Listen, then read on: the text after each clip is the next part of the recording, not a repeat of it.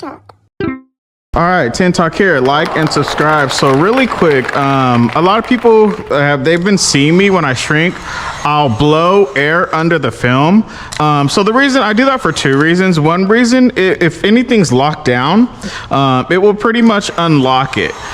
So that way, if I have something that's stuck, if I have like one of those T-lines that are just stuck, you know, once I go down on it, it won't crease. Not because it's not necessarily, not heated up, but it won't crease because it's, it's fluffed up. So if you have something that's stuck and then you go down on it, whether you hit it with the heat gun or not, it's just going to crease. Sometimes it'll happen like that. You can shrink correctly and it'll crease. So what I like to do is something I call Fluff shrinking. So that's when I blow air under the film, because a lot of people in my videos, they have been asking me about this, but I guess I haven't been explaining it as much as I should have. So this strategy that I do is Fluff shrinking, and on the especially on hatchbacks, glasses like that. I do it on some front windows and things like that too, windshields, whatever. Windshields for sure. Once you get to the corners on windshields, a lot of the times when you've compressed the film so much, it can only compress so much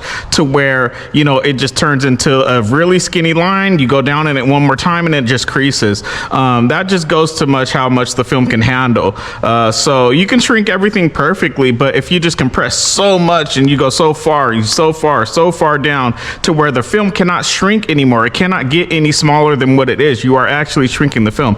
So when that happens, the film will just collapse on you. So this is the way of getting that, to helping help to deal with that problem. And that's why a lot of people, when they shrink Volkswagen Beetles, it's not because they're shrinking bad. Why it's creasing is because the film is compressing way too much. So to deal with something like that, and I know this isn't a VW Beetle, but you would Fluff shrink it. You would hit air under it, and then you can go back on top, and you see how the film just gets so relaxed. So now that I'm Fluff shrinking it, on top of that, another point that it does, it just relaxes the film so much to where it just wants to go down so natural, to where it's taking off a lot of compression. So when you're shrinking up and down, whatever like that, you're adding a lot more compression. You're straining the film out a lot more. So when you're shrinking from the top, you're shrinking it in time and a half, versus if you're doing it from under and you just float it a little, you just fluff it.